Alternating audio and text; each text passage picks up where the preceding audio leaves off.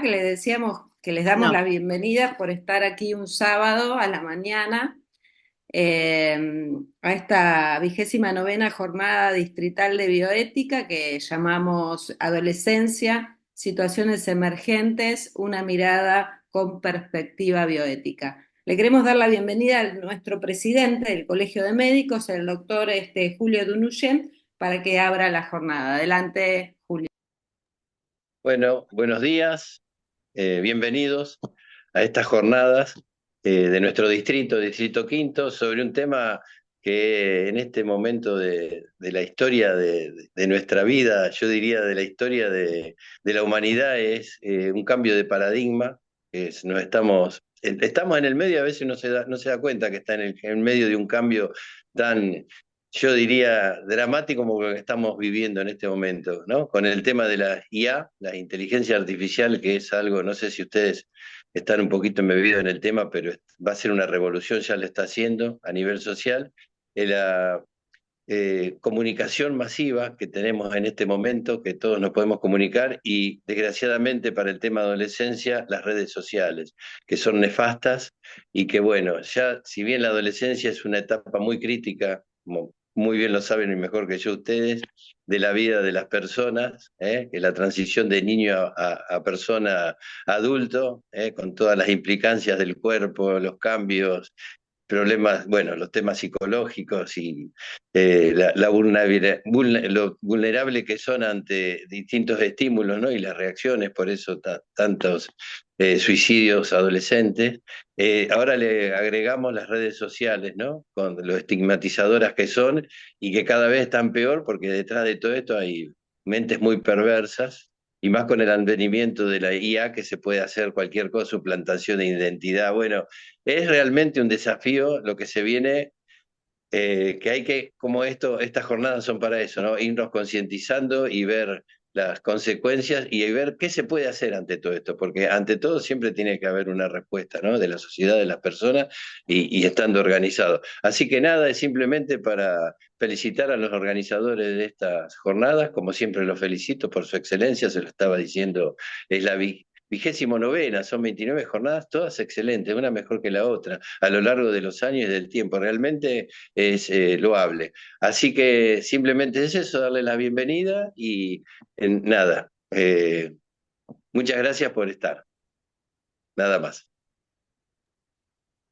Bueno, muchísimas gracias, Julio, y le damos un poquito la participación a otra de nuestras participantes de la Comisión de Bioética, la doctora Marisa Barone, que va a hacer una pequeña introducción. bueno, buenos días a todos. Gracias por estar. Y la pregunta bioética es ¿por qué abordar esto desde la perspectiva bioética, el tema de la adolescencia? Hay dos cuestiones a tener en cuenta, o tres. Primero, que la bioética como disciplina surge a raíz de los dilemas morales en pleno siglo XX y surge como disciplina interdisciplinaria con el entrecruzamiento de los saberes de la medicina, la biología, la ética teórica aplicada al ámbito de la salud y de la vida, y los aspectos que devienen del el marco jurídico. Entonces, todos esos saberes se entrecruzan como para abordar los dilemas que hoy que actualmente y ya desde el siglo XX se dan. ¿Y por qué elegimos pensar este tema desde la perspectiva bioética? En primer lugar, porque, como dijo el doctor Dunoyen, el advenimiento de los cambios tecnológicos, así como en el siglo XX se aplicaron al ámbito de la salud y de la vida y han generado nuevos temas y dilemas, actualmente el impulso y la irrupción de los avances tecnológicos en la vida cotidiana de las personas, el tema de las comunicaciones, las intercomunicaciones, las redes sociales, por supuesto que han traído enormes progresos y la globalización de la información que lo hemos visto en pandemia, cómo eso ha sido facilitado, pero por otro lado, también a ciertos grupos que se consideran desde toda perspectiva bioética, legal, social, se consideran grupos vulnerables. Y uno de ellos, ya desde hace muchos años, muchas décadas, el tema de los derechos de niños, niñas y adolescentes, que tuvieron que ser plasmados en recomendaciones internacionales y que nuestro país las ha adoptado con rango constitucional, hacen poner el foco en esta población que en general se la considera vulnerable y si bien, como ya vamos a ver desde el abordaje de los disertantes, han adquirido una gran cantidad de derechos, pero también de obligaciones, pero también están expuestos hoy a situaciones de abuso, a situaciones en donde si bien se les ha dado más derechos, se les ha dado también o se les ha posibilitado estar sometidos a mayores riesgos. El tema de la ludopatía es uno de los temas fundamentales que nosotros hablamos, que hoy en día se están generando numerosas comunicaciones para poder advertir sobre este tema. El tema de las adicciones en general y la permeación en todas las capas sociales del narcotráfico y de las adicciones, son cuestiones a tener en cuenta. El tema de la vulnerabilidad educacional, son todos temas que atraviesan las distintas capas sociales y que entonces ese es el tema de por qué elegimos desde esta perspectiva bioética abordar la temática, entendiendo que el aporte de los saberes, de la medicina, de la salud en general, la salud física y la salud psíquica, entendida como el estado de completo bienestar, físico, psíquico, espiritual y social, son los que el marco en donde nosotros pensamos la salud y por eso el equipo de salud es más amplio, no es solo el médico, sino mucho más amplio y por eso elegimos abordar esta temática tan relevante para volver a visibilizarla, que solamente se habla de la punta de un iceberg muy grande. Así que con esto, y ya estando los disertantes, esta pequeña introducción del por qué nosotros elegimos este tema y este abordaje, desde la perspectiva bioética, entendiendo la bioética como disciplina transdisciplinaria. Creo que ya después de esta introducción le podemos dar lugar a los disertantes. Muchas gracias. Bueno, muchas gracias, Marisa. La doctora Cabal Letaro, que es otra de las participantes de nuestra comisión, le va a dar la bienvenida a la doctora Carpineta, que ya va a comenzar con ya nuestra disertación. Hola, buen día a todos. Le damos la bienvenida a María del Valle Carpineta, que es médica especialista en pediatría y adolescencia, jefa de sección adolescencia del Hospital de Niños Ricardo Gutiérrez, docente universitaria, vocal del Comité de Pediatría Ambulatorio de la Sociedad Argentina de Pediatría. En el video, en el Power que les voy a mostrar, hay un videito súper lindo de UNICEF que no se la mandé a Romina aparte, está ahí el link en la presentación, pero es súper lindo porque, bueno, no sé cuántas personas profesionales de acá tienen trato con adolescentes y ese video que hizo UNICEF en el año 2017 me parece como súper interesante, lo empezamos a circular. Yo trabajo en un hospital que es universitario, que damos clases y en algún momento en la pandemia, cuando los alumnos no podían tener prácticos, empezamos a circular un montón este video que tiene que ver con hacerle las mismas preguntas a chicos y chicas, adolescentes de todo el país y es como súper interesante. Yo en general pongo algunas viñetas, las saqué porque bueno, me parecía muy larga la charla, pero los invito a que lo vean, son 5 minutos o menos y es como muy interesante pensar. Les preguntan, bueno, qué creen que es la adolescencia, cómo se sienten, cómo los ven, ¿no? Y bueno, es bastante heterogéneo lo que sucede ahí con las respuestas, ¿no? Hay pibes eh, con una mirada como muy progresista y con cierto acceso a, ¿no?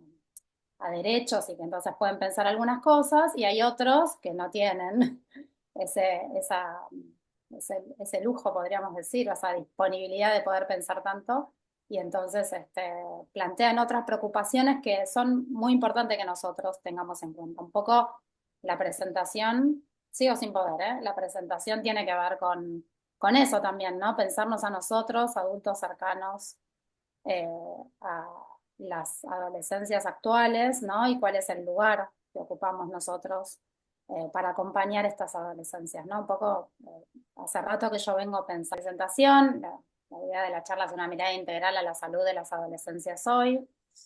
Bien, pasa a la que sigue, a ver. Bueno, esto es un poco como la agenda, me quedo como cruzada, vamos a hablar un poco de las definiciones de la adolescencia hoy, algunas, un poco de epidemiología, el marco de derechos, que es fundamental para sentar las bases en el trabajo con adolescentes y después pensar algunos tips en la atención. Bien, la siguiente, dentro de las definiciones, hay muchísimas. Esta es una que dice Ina Kraukov, que es docente, es una chilena, docente, investigadora de la salud de las adolescencias, y ella dice que es un periodo crucial en el ciclo vital en que los individuos toman una nueva dirección en su desarrollo, alcanzan la madurez física, se apoyan en los recursos psicológicos y sociales que obtuvieron en su crecimiento previo y asumen para sí las funciones que les permiten elaborar su identidad y plantearse un proyecto de vida propio. Esto nos gusta decir que, que siempre es en relación a, como, un poco utópico, ¿no? Ojalá puedan hacer todo ese trabajo, pero sí, en general la ponemos en valor esta definición porque dice que la salud del adolescente un poco está relacionada con las etapas anteriores y las circunstancias del presente, ¿no? Como esas dos cosas son muy importantes para pensar la salud del adolescente hoy. Bueno, ¿quién fue o qué pasó en la historia del adolescente? Porque seguramente algo de esto va a revisarse en el trabajo que hacen en esta etapa. Bien, siguiendo, hay otra definición que a mí me gusta poner. Yo en una época, como les conté, daba clases a los estudiantes de medicina, ¿no? En la materia pediatría, en el hospital. Y entonces esta frase, en un momento les hacíamos hacer un trabajo práctico, decíamos, bueno, ¿por qué, cómo definen ustedes la adolescencia, ¿no? Y entonces una vez Juan, una alumna, dijo, es una etapa de muchos cambios, tanto físicos como emocionales, de revolución hormonal e ideológica. Hay confusión, debate, militancia, pero también es una etapa de vulnerabilidad, sentirse y verse distinto. Es la transición de niño a adulto con todo lo que eso conlleva. Si bien nosotros hace bastante tiempo que dejamos de decir que es una etapa de transición, porque es una etapa con características propias, ¿no? Cuando el modelo pasado de pensar la adolescencia tenía que ver con pensar que era, bueno, el pasaje de niño a adulto y nada más, ¿no? Y entonces no había demasiado trabajo sobre la adolescencia, después esto empezó cada vez a pensarse un poco más en profundidad y a decir, bueno, dejemos de hablar de la transición y hablemos de las características propias. Eh, me, me gustó que este alumno, ¿no? Un jovencito, no sé, 25 años, tiene cuando curso en pediatría, 26, eh, diga todo esto. Y también dijo, también creo que es una etapa de aprendizaje y desarrollo de fortalezas. Es desafiante tanto para ellos como para los padres y los adultos cercanos. Y esto también quiero como poner en valor un poco lo que les decía antes, de pensar cuál es el desafío para los adultos que estamos cerca de las adolescencias, ¿no? No es solamente una etapa donde les pasan cosas a los pibes, sino que le pasan cosas a los pibes y a las pibas, y también nos pasa cosas a nosotros, ¿no? Tanto en función de padres como en función de adultos que acompañemos. Así que bueno, la verdad que me pareció esta definición es la que más me gusta para hablar de adolescencia. Bien, sigamos. Bien, y si uno dice, bueno, ¿pero qué es ser adolescente? Bueno, la OMS dice que es el periodo entre 10 y 19 años. Nuestra reforma del Código Civil y Comercial del año 2015, ya tiene 10 años, dice, bueno, es el periodo comprendido entre los 13 y 18 años. Hay varias clasificaciones, la OMS separa en temprana y tardía, 10-14 temprana, 15-19 tardía. El libro de Pasqualini y Llorens, que es un libro que usamos bastante, que hay una versión digital accesible. Diana Pasqualini fue subjefa del servicio de adolescencia, ella se formó en el Hospital Gutiérrez y es una referente teórica muy importante para nosotros. Ella en el libro usa esta clasificación, que es un poco más antigua, pero la verdad que es la que más nos gusta para pensar, porque realmente entendemos como 3 etapas: la temprana de 10 a 14, la mediana entre los 15 y 17 y la tardía en aquellos adolescentes mayores de 18. Nosotros vamos a pensar un poquito en en el trabajo. Bien, seguimos. Bien, entonces, para pensar en las definiciones ya tenemos como un poco el rango etario. Inicia con los cambios corporales en la pubertad, pero la pubertad es estrictamente los cambios, la adolescencia no son sinónimos, ¿no? Hablar de pubertad y de adolescencia, la adolescencia es el periodo donde pasan un montón de cosas, la pubertad es estrictamente lo que atañe a los cambios físicos en los cuerpos de las personas. En las mujeres, a ver, voy a hablar, no, un momento, para atrás. Ya voy. Vamos a hablar de mujeres y varones entendiendo, digo, para simplificar un poco la charla, pero entendiendo, ¿no? O intentando salir del modelo binario, pero bueno, es como más sencillo para ciertas cuestiones hablar de mujeres y varones, pero todo el tiempo pensando en función de que hay otras identidades y géneros posibles, ¿no? Entonces, para las personas con vulva podemos decir que los cambios inician con la telarca, que es el botón mamario, en general a los 10 años en personas con vulva, y en los varones aumento del tamaño del volumen testicular, ¿no? Que pasa de un testículo prepuberal con un volumen menor a 3 milímetros o centímetros cúbicos a partir de 4. Y esto finaliza con la adquisición de la madurez física, emocional, vocacional y económica. Entonces, bueno, ahí podemos pensar que seguramente esto ni a los 18 ni a los 21 sucede, ¿no? Porque, bueno, esto se viene complicando con los años. ¿Qué cosas tienen que lograr o cuáles son los cambios que suceden en las adolescencias? Bueno, los cambios físicos, el desarrollo de los caracteres sexuales secundarios, que tiene que ver con todos los cambios que uno puede ver en los cuerpos de las y los adolescentes. El pico de empuje puberal, que es un momento muy importante, pues un momento de máximo crecimiento. Ustedes saben que hay como 2 momentos de máximo crecimiento en la vida de las personas. Uno es el primer año de vida, donde más o menos crecemos 25 centímetros, y en el empuje puberal son más o menos 20 centímetros en las mujeres y 30 centímetros en los varones. Y también se alcanza la madurez reproductiva dentro de lo físico. Lo emocional, bueno, elaboran su identidad, aunque también sabemos que esto está bastante cuestionado porque muchas personas también han de elaborar su identidad en la juventud o en la adultez. Los adolescentes pueden pasar del pensamiento concreto al pensamiento abstracto. Y desde lo social, bueno, se pone en valor el grupo de pares como el grupo de referencia y de pertenencia tan necesario para que los adolescentes puedan crecer. Pasemos a la siguiente. Bien. Estrictamente pensando en las etapas, la adolescencia temprana, que es de 10 a 14, acá es donde suceden los cambios corporales más ostensibles. ¿Vieron? Es el momento en que los pibes transitan por cualquier lado y la gente le dice, qué grande que estás, ¿no? Uy, como todos hacen ese comentario, ¿no? Te subís al ascensor y te dicen, uy, qué grande que estás, qué cambiado, qué cambiada, ¿no? Yo, por ejemplo, hago un trabajo en el consultorio de no hacer referencia a los cambios corporales, pero es lo primero que uno le sale, ¿no? Cuando lo ve. Decir, uy, qué alto, uy, qué distinto, uy, ¿no? Entonces, bueno, estos cambios para los pibes son considerados como una intromisión al cuerpo, entonces hay que como ser cuidadoso de lo que uno dice, ¿no? Como es un momento donde si no son mirados, sobre todo por los adultos, mucho mejor. Entonces, que el primer contacto con un adolescente, ¿no? Cuando uno, por ejemplo, le abre la puerta en el consultorio, ¿no? En la sala de espera, y ¿no? Intentar que no sea lo primero que uno dice, como para que no se sientan ya intimidados por alguien que ya los está como mirando. Entonces, los adolescentes tienen cambios corporales y muchas veces consultan por estos cambios corporales. Es el momento también en la consulta donde los padres que lo traen dicen, doctora, mire lo que le salía en el pecho, ¿no? Y por ahí tiene una característica, ¿no? En el pecho, en el esternón, en el pectus carinatum, en el cavatum, ¿no? Que de repente aparece. Pero bueno, esto es como algo que estuvo siempre, pero que bueno, de repente cuando creció se hizo más. Entonces también son motivos de consulta frecuentes.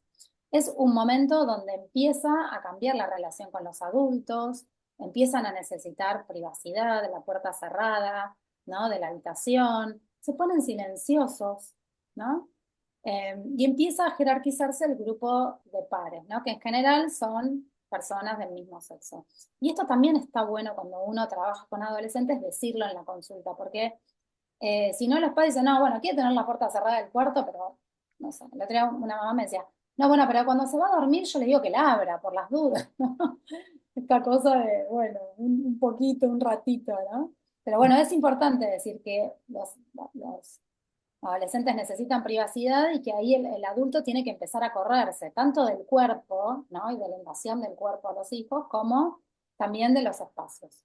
Bien, la que sigue, la adolescencia intermedia, 15 a 17, yo acá les digo, esto es alerta máxima, bandera roja en el momento de la adolescencia, ¿no? Si uno viene, por ejemplo, citándolos y viéndolos una vez, en general uno a esta edad ve a los adolescentes una vez por año, cuando empiezan con los cambios corporales está bueno citarlos con mayor frecuencia, y la adolescencia media también es un momento donde podemos verlos con mayor frecuencia, ¿no?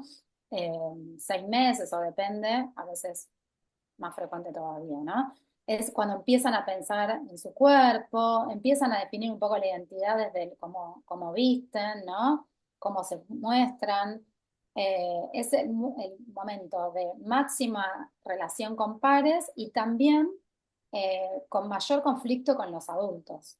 ¿No? Es el momento donde hay mayor, digamos, guerra. Y las opiniones son importantes, las opiniones de los, digamos, de los amigos o de otros adultos de referencia que toman, ¿no? Entonces, todo lo que opinan los padres son muy impropios, ¿no? Son inadecuados, son una vergüenza, y por ahí el profe de educación física, la madre de un amigo, ahí sí, por ahí son cierta voz un poquito más autorizada, un poquito, ¿no? Porque la verdad que la voz más autorizada son la de los amigos. Y empiezan todo lo que tiene que ver con ciertos comportamientos de riesgo, ¿no? En relación a los consumos, es la iniciación sexual. Bueno, entonces es un momento como donde los adultos, muy lejos de correrse y pensar que los pibes, porque son grandes, se arreglan solos, tienen que estar atentos.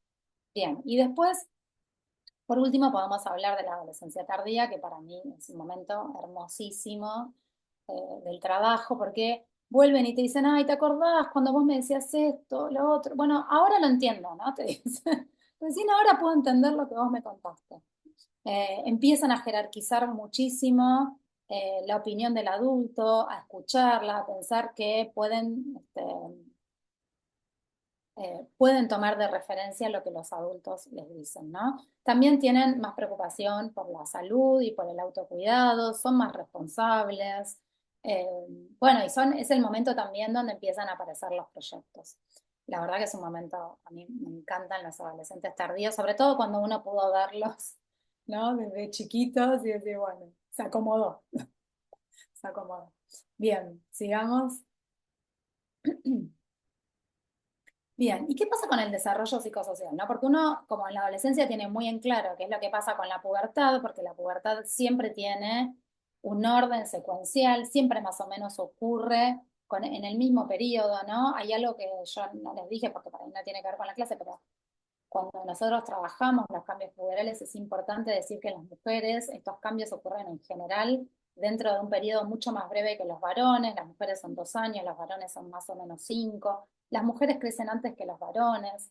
El desarrollo temprano en la mujer da mucha vergüenza. El desarrollo temprano en los varones es refuerzo positivo en relación al cuerpo. El adolescente varón que es alto en 7.º grado, en general, es muy canchero y líder, el adolescente que a los 11 años mide unos 60 y tiene, no sé, ya menstruó, ¿no? Y se la ve con pechos, con formas, no sé qué, en general tienen mucha vergüenza de ese cuerpo. Entonces todo esto es algo que se trabaja. Lo psicosocial no va de la mano con lo puberal, pero no siempre, ¿no? Entonces, en general, el desarrollo psicosocial tiene más que ver con la fase puberal y de maduración física que la edad cronológica. Entonces, por ahí tenemos chicas de 11, 12 años que tienen una cabeza terrible para pensar ciertas cosas y chicas de 11, 12 años que por ahí no empezaron con los cambios puberales y uno los ve que están como más, impresionan más en la infancia que en la adolescencia, ¿no? Entonces, no dejarse llevar por eso. Un minutito para otro. Eso. El desarrollo psicosocial, por supuesto, que está en relación a las influencias ambientales y culturales, los grupos de pares, los ambientes donde circulan, y pueden seguir una trayectoria no lineal. Esto es que no todas las esferas del crecimiento van al mismo tiempo, ¿no? Y eso también bancarlo, porque si uno dice, bueno, pero en esto yo entiendo que razona súper bien, pero en esta cosa como que no lo entiende, no puede, ¿no? Bueno, porque no todos los procesos se dan en el mismo momento. Y la formación y la consideración de la identidad tiene que ver un poco con esto que yo recién les enuncié, que es lo que nosotros decimos, bueno, la salida exogámica, ¿no? El adolescente tiene que desvincularse un poco de la protección y el sustento de la familia, y eso es lo que llamamos como endogamia, ¿no? Para relacionarse más con el grupo de pares y acabar consolidando su identidad, que eso es la exogamia, ¿no? O sea, salir de la contención de la familia para pasar a un grupo de padres y poder acomodarse ahí también, ¿no? Eso lo llamamos nosotros la salida exogámica, que en algunos pibes se complica muchísimo. Bien, sigamos. Entonces, como para cerrar un poco hoy, ¿no? ¿Cómo pensamos la definición de las adolescencias? Bueno, la pensamos como no un todo homogéneo y universal, que esto sí va contra los enfoques tradicionales o como se pensaba antes, y las adolescencias, y usamos el término adolescencias, como también usamos el término infancias, ¿no? Justamente para dar lugar a esta multiplicidad y diversidad que encierra el colectivo de las y los adolescentes, en el que interactúan un montón de aspectos, ¿no? Podemos hablar los aspectos que tienen que ver con el género, la edad, la clase, la etnia, entre muchos otros, ¿no? Ahí por eso les digo que es re lindo el video y acá está el link, porque esto uno lo ve clarísimo, ¿no? ¿Qué cosas les preocupan? Cuando yo doy la clase, o le daba la clase a los adolescentes, perdón, no a los adolescentes, a los estudiantes, que yo los veo como adolescentes, pero ya son jóvenes, ¿no? En el video, por ejemplo, hay adolescentes que dicen, cuando uno dice, bueno, ¿qué les preocupan? ¿No? Y entonces uno dice, bueno, a mí me preocupa poder tener voz en el Congreso, dice uno, ¿no? Como que los jóvenes tengamos voces en el Congreso. Y otro pibe dice, a mí me preocupa terminar la secundaria. Y cuando yo le doy la clase a los estudiantes de medicina, estoy segura que casi ninguno le preocupó terminar la secundaria. Por ahí dar materias, ¿no? Pero el acceso a la educación, por ahí, en las personas que tuvimos la posibilidad del acceso a una educación universitaria, no era algo que nos preocupaba, ¿no? Pero bueno, entonces digo, hay recorridos distintos en las adolescencias y es importante tenerlo en cuenta. Bien, seguimos, no voy a profundizar porque este era como el primer aspecto, vamos a pasar al segundo, que es epidemiología, seguimos, algunas cuestiones que vamos a decir de las adolescencias. Hay más o menos 7 millones de adolescentes o de personas entre 10 y 19 años, este es sobre el último censo. La población adolescente más o menos es el 16% del total de la población, repartido en adolescentes tempranos y tardíos más o menos la mitad, lo mismo entre mujeres y varones, y más o menos dónde se atienden estos adolescentes, también casi la mitad en el sector público, la mitad en el sector privado. Si seguimos, ¿qué otras cosas podemos decir? Sí, de las adolescencias. Bueno, nosotros sabemos que la tasa de fecundidad global viene bajando, la global viene bajando y la fecundidad en la adolescencia también. Esta cifra está un poco, hay como alguna nueva que habla como de 9 en 10.000 ya. Pero bueno, esto viene como desde el año 2013, viene bajando muchísimo. más o menos 13 de cada 1000 adolescentes son madres, de 10 a 19, y si uno agarra la franja de 15 a 19, esto aumenta en 27, ahora está igual un poquito menos, pero bueno, viene bajando, porque en el 2013 eran como 53 cada 1000, ¿no? De 15 a 19, entonces esto francamente bajó. Hay un montón de postulados, por ahí después les digo. La encuesta mundial de salud escolar en su tercera edición del año 2018 encuestó a adolescentes entre 13 y 17 años y sabemos que hay un problema de sobrepeso y obesidad, más o menos el 40% de la población en la infancia y el 37% en la adolescencia tiene sobrepeso u obesidad. Sabemos que las tasas de ITS vienen en aumento y hay mucha preocupación porque de este aumento el porcentaje de 15 a 24, que es población adolescente y juvenil, también. Bueno, y acá algo del consumo que lo digo en la próxima, si ahora seguimos. Y lo otro que nos preocupa muchísimo es que ustedes saben que la adolescencia es un momento de la vida de muchísima salud, ¿no? O sea, en general los adolescentes son personas con baja tasa de mortalidad, 4 cada 10.000, ¿sí? Pero si uno agarra las causas del por qué, casi la mitad son cuestiones prevenibles, ¿sí? El 49% de estas causas son causas externas. Y si uno desagrega la primer causa de mortalidad en relación a las causas externas y las desagrega por grupo, el suicidio es la primera, ¿sí? Entonces, estas son cosas que nosotros estamos muy atentos y que se viene como trabajando muy fuertemente también desde las políticas públicas para tratar de disminuirla. Seguimos, hay otra más de epidemiología. Bien, muchas trayectorias. Hay preocupación por la cantidad de adolescentes que no terminan la escuela secundaria porque tienen que ir a trabajar. Hay preocupación porque hay un porcentaje de abuso sexual muy alto que se da en la infancia y la adolescencia. Muchas veces se da en la infancia y se puede comprender en el trabajo que hacen los adolescentes, por eso hay como una alta tasa de situaciones de abuso que pueden ser actuales o pasadas y que se resignifican en el trabajo que hacen los adolescentes. Bien. Y después están las cuestiones de consumo. Antes decíamos que la droga que más utilizan los adolescentes, en realidad el consumo más alto de los adolescentes es el consumo de alcohol, empezando con bebidas energizantes a partir de los 12 años, y en menores de 14, 4 de cada 10.000 probó alguna droga de consumo que en general tiene que ver con el consumo de marihuana. Bien, sigamos. Y dentro de la epidemiología a mí me parecía importante decirles esto, que es que la Argentina transita por lo que se llama el bono demográfico, que es un momento que tiene que ver con que hay la cantidad de personas en edad de producir y trabajar es elevada en relación a la cantidad de personas dependientes, que son niños, niñas y adolescentes y personas mayores, ¿no? O sea, personas que requieren dependencia de cuidados, no solo económicos, sino también de los cuidados para la vida diaria. Y esto tiene que ver porque está bajando, como dijimos, la tasa de fecundidad a nivel global y también con un mayor, como en algo más intensificado en el porcentaje que se ve de niños y adolescentes. Y esto tiene que ver con logro en el acceso a los derechos sexuales y los derechos no reproductivos, sobre todo al acceso a métodos anticonceptivos de larga duración, que son muy exitosos en la prevención de embarazos no intencionales.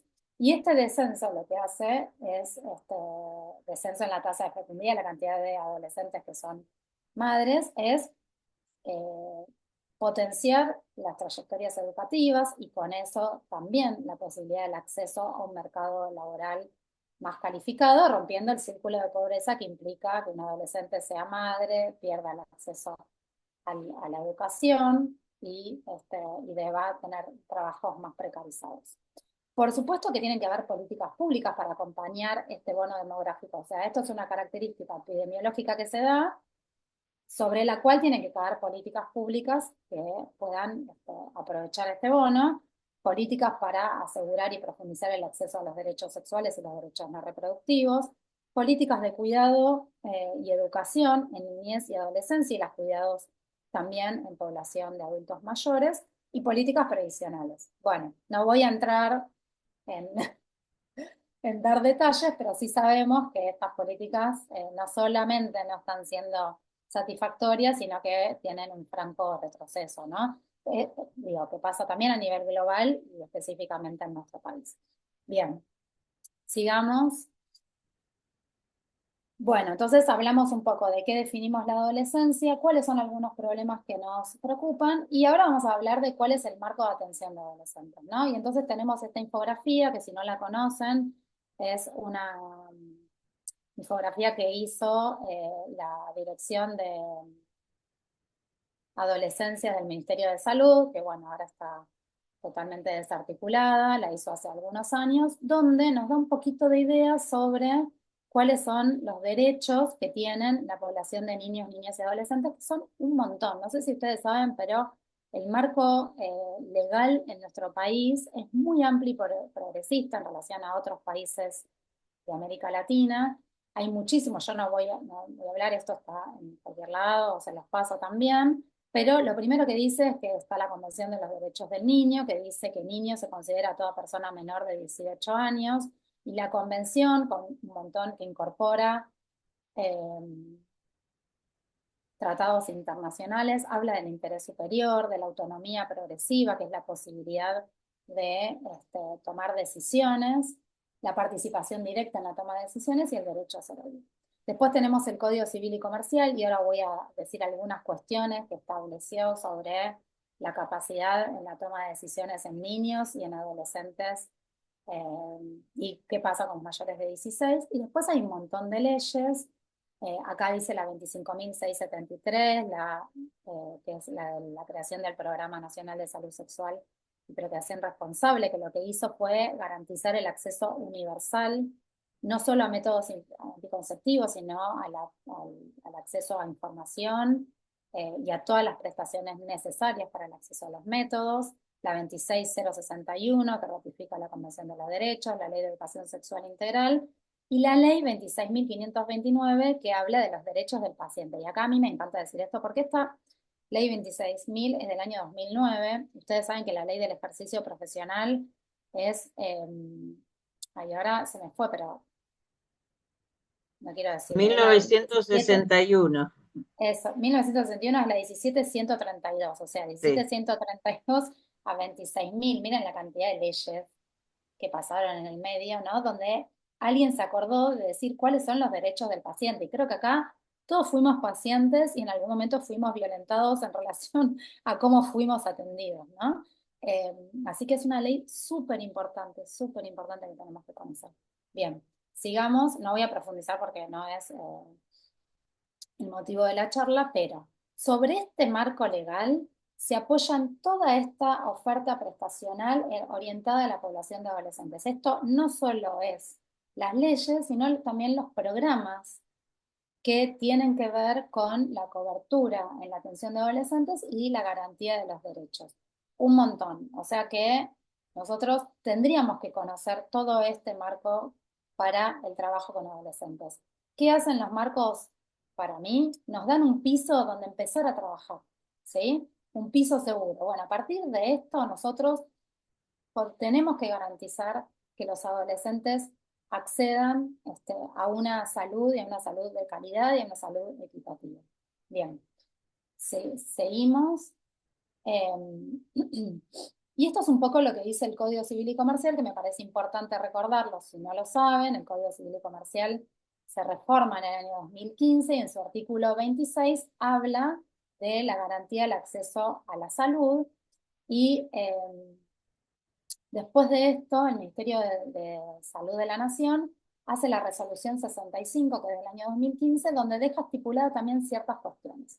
Entonces, ¿qué dice acá? Bueno, menores de 13 años dan el consentimiento con la asistencia de un adulto, ¿sí? Pero siempre se prioriza el interés superior y la autonomía progresiva. La autonomía progresiva tiene que ver con la capacidad progresiva que adquieren las personas para poder tomar decisiones. Para poder tomar decisiones sí o sí necesitan acceder a información clara, oportuna, en un lenguaje adecuado para la toma de decisión. Y esto es siempre, ¿no? Si, por ejemplo, le vamos a pedir un laboratorio a un adolescente de 12 años, le podemos explicar por qué vamos a pedir el laboratorio, y por ahí vieron que, no sé si en el trabajo les pasa, pero hay padres que dicen, ay, ¿por qué no le pedís un análisis de sangre? ¿No? Y Juan dice, no, pero no quiero que me saquen sangre, me da miedo. Bueno, entonces ahí uno dice, bueno, pará, Juan, si vos te da miedo, si yo ahora como profesional no tengo ninguna indicación, podemos pensarlo para la próxima, ¿no? O si Juan necesita hacerse un laboratorio porque hay alguna cuestión de salud que nosotros queremos indagar, explicarle por qué. Y entonces muchas veces cuando uno le explica, los adolescentes dicen, bueno, está bien, tenés razón, lo voy a hacer, vemos. De 13 a 15, los adolescentes pueden consentir toda práctica que no implique un riesgo grave para su salud o su vida, ¿sí? O sea que pueden tomar decisiones en relación a un montón de cosas. Esta resolución 65, por ejemplo, dice que no implica riesgo grave para la salud o la vida la colocación de un DIU, la colocación de un implante subdérmico o el acceso a una interrupción voluntaria o legal del embarazo.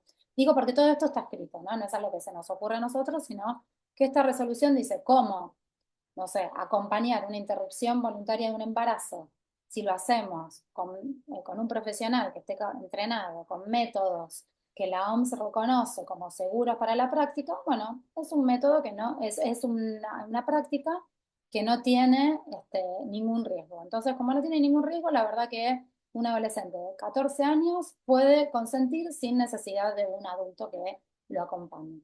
Y a partir de 16 años, los adolescentes tienen capacidad plena en la toma de decisión. Bien, ya terminé. Perdón. Ya terminé. Eso, justo Sí. te estaba, para Ya terminé. para que selecciones lo que te Sí, queda, sí, así como, perdón, elegís sí. cómo Bueno, terminar. entonces esto Gracias. es el eje de cómo pensamos las adolescencias hoy. Bueno, de una manera integral, con autonomía, con privacidad, con confidencialidad y en un marco de derechos, ¿no? Y siempre pensando en la promoción de la salud integral. Pasemos. Bien, esto es un librito súper lindo que habla de las problemáticas de atención. Sigamos, porque no tenemos tiempo. Bien, algunos tips en la atención. Yo en la bibliografía les voy a dejar pasar una encuesta que se hizo hace algunos años a pediatras sobre el trabajo con adolescentes, con una tasa de respuesta súper baja, así que esto puede ser un sesgo. Sigamos, pero lo que sabemos es que la atención de adolescentes en general, si uno está capacitado en la atención, puede garantizar mucho mejor los derechos, y eso es un poco lo que dice la encuesta. Sigamos un poquito. Sigamos. Para pensar un poco qué lugar ocupamos hoy los adultos, fíjense cuáles son las influencias en la crianza de los y las adolescentes. Las escuelas y hospitales estamos ahí bastante cerquita como lugares de interés. Sigamos. Ahí, a mí me gusta decir esto porque nos hace pensar un poquito más cuál es nuestro lugar. Dolto, que era una psicoanalista y una pediatra francesa, dice que el adolescente pasa por una muda, ¿no? Una muda respecto de la cual nada puede decir y que para los adultos es objeto de cuestionamiento. Y lo que ella dice muy importante es que eh, en el curso de esta mutación se reproduce la fragilidad del bebé cuando nace, ¿no? Y eso es muy importante para nosotros, no vemos a los adolescentes frágiles. Y me parece que es algo que me gustaría que se lleven de esta charla, ¿no? No pensarlos como, digo, cuando vienen y nos confrontan, tiene que ver más con la vulnerabilidad y la fragilidad y en qué lugar nosotros nos vamos a parar, ¿no? Y ahí Winnicott, que también es un pediatra y un psiquiatra francés y que estudió muchísimo, ¿no? Y escribió muchísimo sobre la infancia, dice que la función del adulto no consiste en educar, sino en sobrevivir a los ataques, donde existe el desafío de un joven en crecimiento, que haya un adulto para encararlo, y que no es obligatorio que ello resulte agradable, ¿no? Porque muchas veces acompañar adolescencias no es lo más agradable. Para terminar, les dejo esta secuencia de un artista plástico suizo, perdón, que agarró ciertos cuadros y los ordenó, ¿no? Y acá hay como tres, y entonces a mí siempre me gusta preguntar, bueno, qué tipo de adultos somos nosotros acompañando adolescentes y aquellos que podemos soportar el lío y el desorden, o aquellos que estamos como tratando de todo el tiempo ubicar y ordenar lo que todavía no se puede ordenar, ¿no? Si querés pasar vos, que hay otros dos cuadros más, este de Paul Klee, y hay uno más de Miró, que es como muy lindo, ¿no? Ordenando el desorden. Bueno, esto es todo, cualquier cosa, charlamos luego. Algo de la Biblia. Bueno, muchas gracias, María. Ahora Victoria nos presenta a nuestro segundo disertante. Las Le damos la preguntas después las bienvenida. dejamos para Perdón. el final. Le damos la bienvenida al licenciado Damián Supli, que es psicólogo clínico y terapeuta grupal, coordinador en el área de prevención y promoción de la salud del Hospital Italiano de Buenos Aires. Participó como capacitador en el Programa Nacional de Salud Integral del Adolescente del Ministerio de Salud de la Nación. Brinda talleres y capacitaciones sobre salud, educación y el impacto tecnológico en los vínculos y el juego patológico en instituciones educativas y organizaciones. Bienvenido, Damián. Bueno, muchísimas gracias también por la invitación. Es un honor estar acá compartiendo también, digo, con las expositoras. Así que bueno, un enorme placer. Les voy a compartir algo de lo que es mi trabajo en diferentes instituciones. Como decían, yo trabajo en el área de prevención y promoción de la salud. Entonces, bueno, hoy mi trabajo está muy abocado a todo lo que tiene que ver con, bueno, talleres en escuelas. Estoy desde el año 2007, pero bueno, trabajando hoy mucho con todo el tema de los consumos digitales. Así que bueno, les voy a contar un poco lo que vengo haciendo y también, bueno, una mirada contextual también de la problemática. Ahí están viendo, ¿no? ¿Estamos bien? Perfecto, muchas gracias. Y se ve bien. Bueno, gracias. Bueno, la idea de hoy es como poder definir en principio, digo, qué son los consumos digitales y en relación a eso también, bueno, dónde están metidos hoy los adolescentes, ¿no? ¿Dónde están metidas las adolescencias, ¿no? Digo, en este mundo también tan globalizado, digo, algunas cosas que han mencionado que me parece que son importantes que tienen que ver, ¿no? Con el avance tecnológico. Y me parece interesante distinguir como dos momentos puntuales, ¿no? En todo lo que tiene que ver con esta temática. Uno de ellos se da a principios de la década pasada, 2012 se suele decir, 2010, donde empiezan a popularizarse, ¿sí? A masificarse el uso de los dispositivos inteligentes, ¿sí? El teléfono inteligente principalmente y eso genera la masificación de las redes, ¿no? Y la masificación también de los consumos digitales.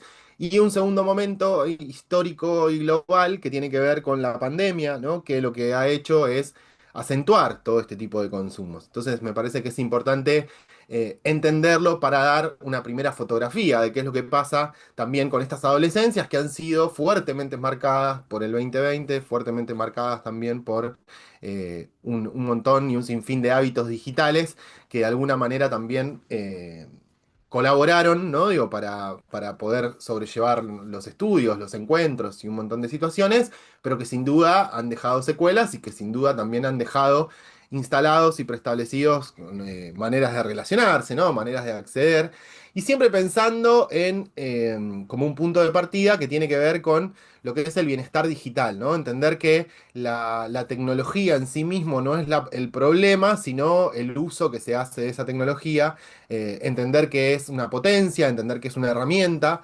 El tema es cuando se termina convirtiendo en un fin en sí mismo, que creo que es lo que termina sucediendo, ¿no? Digo, como que termina dejando de ser un medio, sino de que de alguna manera esta tecnología nos captura, ¿no? Y hace que estemos más y más tiempo y muchísimo más en lo que es la adolescencia, ¿no? Digo, me parece que me voy a apoyar mucho en lo que fue contando María, ¿no? En relación también a esta cuestión de este fenómeno que ha marcado mucho también el tema de los consumos digitales, ¿sí? En relación a los chicos, y que estas cuestiones adolescentes se empiezan a ver cada vez más tempranas y están muy relacionadas a esos usos tecnológicos, a la participación también en espacios virtuales, ¿no? Digo, esa cuestión que me parece que es importante. Pero bien, para primero definir qué son los consumos digitales, ¿sí? Esto es una placa que también comparto con los chicos y las chicas en los talleres, en los colegios, ¿no? Entender que es toda interacción que se da en el plano de lo digital, ¿sí? Y toda interacción que se da en el plano de lo digital tiene que ver más focalizado también en la adolescencia, en los videojuegos, en la música, en los artistas, influencers, ¿no? Personajes que hoy también aparecen y que vamos a charlar un poquito también, ¿no? Productos, redes sociales, películas, todo está como interconectado y es todo aquello que sucede dentro de la pantalla. A mí me gusta siempre aclarar también que hace unos años se distinguía lo virtual de lo real, ¿no? Digo, usábamos como esa definición. Y Gas que sabe mucho del tema, ¿no? Digo, pero pensando en eso, tenemos que pensar en esa vulnerabilidad y también entender que muchas veces el mundo adulto hace, digo, a mí me parece que coincido plenamente con lo que decía María previamente, que el desafío verdadero es tender puentes, acercarnos, estar disponibles como mundo adulto, pero a lo que voy es que muchas veces, ¿no? Digo, se piensa que, bueno, capaz que esta cuestión instalada es algo que los chicos traen por naturaleza, ¿no? Y tomo también a Lucia Feynman, que es otra persona que viene pensando mucho este terreno de lo digital, entender que capaz que sean nativos digitales, que es una frase que se usa mucho, no quiere decir que tengan las herramientas para comprender su uso y para poder reflexionar sobre ese uso, ¿no? Entonces me parece que es importante tenerlo en cuenta cuando hay un descuido de áreas, ¿no? Como consumo problemático, es decir, que se empobrece la vida académica, se empobrece la vida social, cuando hay contenidos inadecuados para la edad, y ahí hablamos de la pornografía, hablamos también de las apuestas en el mundo digital, ¿no? Digo, cuando hay un malestar emocional y subjetivo, eso me parece que también determina, porque esto habla un poco de la corriente, que no piensa tanto en el determinar una adicción, sino de pensar en, bueno, que hay un padecimiento subjetivo que tiene que ver con un mal uso de Internet, ¿no? Y una preferencia al mundo virtual, y por supuesto, en el peor de los casos, cuando se establece la adicción, ¿no? La dependencia de todo lo que tiene que ver también con el juego problemático.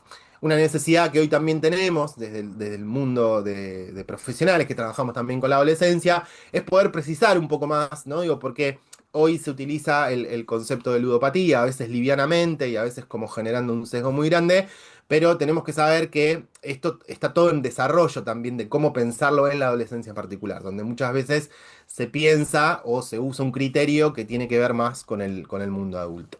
Entonces, bueno, yendo un poco más a este tema de las apuestas, ¿no? De las apuestas online, me parece que tenemos que pensar, o me interesa tomar esta metáfora, ¿no? Digo, que armé como la punta de un iceberg, ¿no? Digo, como que hay factores biopsicosociales, ¿sí? No cualquier chico o chica que tenga un teléfono enfrente va a ser un apostador, sino de que, bueno, por supuesto, hay algo de lo contextual, donde hay duelos, donde hay búsquedas, ¿no? Los duelos propios del desarrollo que se mencionaban anteriormente, y también, bueno, esto de la búsqueda, la necesidad, la pertenencia, la presión social, digo, me parece que trabajando en adolescencia es lo que siempre digo, ¿no?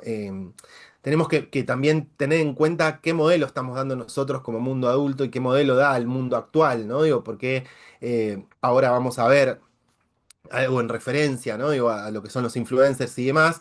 Pero bueno, esta necesidad de la plata, del éxito, ¿no? Del dinero como fin, digo, está muy presente también en las publicidades, por ejemplo, para el mundo adulto, ¿no? Digo, siempre menciono un poco la del Banco Galicia, porque está el Ratón Pérez, ¿no? Que ahora invierte su plata y si uno pone, cuando preparo o preparaba materiales, ¿no? Si uno pone en Infobae, por ejemplo, que es el portal más leído de Latinoamérica, todo lo que tiene que ver con finanzas, ¿no? Bueno, qué billetera electrónica rinde más, dónde puedo hacer que la plata de alguna manera funcione, las criptomonedas y demás.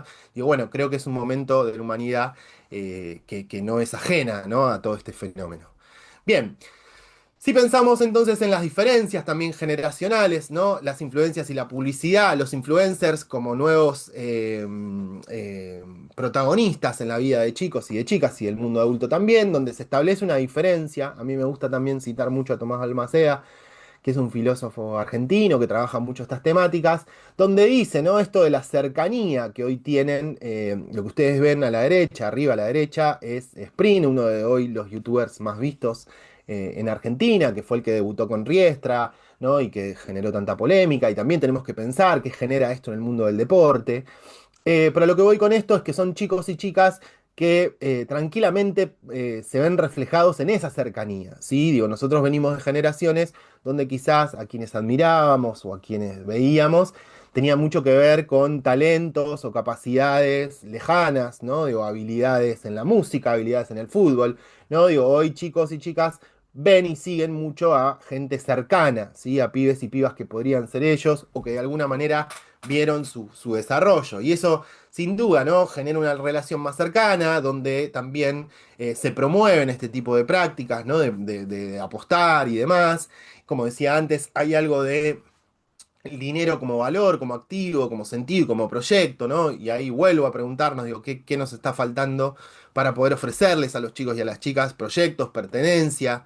Eh, y que esto aparece como algo muy fácil, ¿no? Digo, a la derecha tenemos el perfil de Instagram de un chico que vende cursos. Hoy hay muchos cursos de criptomonedas, de todo lo que tiene que ver con el mundo financiero, que si nosotros lo observamos en el fenómeno de la apuesta online, es donde se termina emparentando, ¿no? Esta cosa del éxito inmediato, de conseguir plata ya, y se observa también en esta problemática de que de alguna manera estos influencers eh, toman, ¿no? A quienes quizás ya están familiarizados con esto de apostar o de invertir y demás, ¿sí? Y por supuesto se naturaliza la práctica porque se legitima en las camisetas de fútbol, se genera reconocimiento, ¿no? Hay mucha publicidad. Nosotros también somos un mercado emergente porque ya hay regulaciones en otros lugares del mundo, entonces las casas de apuestas desembarcaron en América Latina con mucha fuerza, sabiendo todo esto. Y también esto, pensar que los streamers ganan plata, ¿sí? Digo, y están bancados, ¿sí? Por casas de apuestas. Haciendo algunos paralelismos, hay diferencias, rápidamente para mencionarlas. Hoy hablamos del gaming, ¿sí? En relación, o hoy se habla del gaming en relación a los videojuegos y se habla del gambling en relación a las apuestas, ¿sí? Digo que a mí lo que me interesa ver es, o que se puedan llevar, es entender cómo también aparece esta idea, ¿no? Digo, lo que ustedes ven ahí en pantalla, esa banana con traje, es un personaje de un videojuego que hoy se puede comprar, se puede acceder a través del dinero con muchas horas de juego. Y de alguna manera estos pibes también ya están familiarizados con eso porque los videojuegos los empiezan a jugar antes, ¿sí? De la edad generalmente en la que se observa la media del ingreso al mundo de las apuestas son los 14 años. También está bueno decir que, dando algunos datos, hace poco tuve el honor de participar en la presentación de Kids Online Argentina, una encuesta, un trabajo, un estudio que hizo UNICEF. Ah, que las Donde anda ustedes. Qué barbaridad. eh, ahí hablábamos, o ahí se exponía, ¿no? Digo, que muchos chicos son los que escuchan hablar de apuestas, quizás también hay diferenciaciones, los invito a ver el estudio porque tienen datos muy precisos, pero habla de que el ingreso al mundo del celular, al dispositivo móvil, es hoy a los 9,6 años, ¿sí? Digo, por ahí, los 9 años y medio. Hay más, digo, hay antes, hay después, sí, pero ese es el promedio general. Entonces digo, bueno, ¿qué capacidades puede tener un chico de poder medir estas cosas? Se sabe que hay muchos, si no me equivoco, ¿sí? Uno de cada 4 adolescentes hoy en Argentina escuchó hablar del mundo de las apuestas, se da más en los varones, ¿no? Digo, con esta idea de, como decía, del éxito, del mostrarse siempre, ¿no? Digo, como esto es lo que muestran un poco estas personas, ¿no? Y como que siempre ganan plata, que pueden viajar, por eso esa imagen ahí medio de Dubái, ¿no? Y este tipo de cosas. Pero como fenómenos psicológicos, me interesaba destacar que se busca esto del premio de ingreso, ¿no? Que tiene que ver con el bono de bienvenida, las recompensas, ¿no? Como decir, bueno, si vos entrás, te voy a dar el doble de lo que apostás, ¿no? Digo, como que, bueno, trazando el ingreso, ¿no? El bajarse la aplicación, y una vez que esa aplicación está ahí, sabemos que busca constantemente al usuario, ¿sí?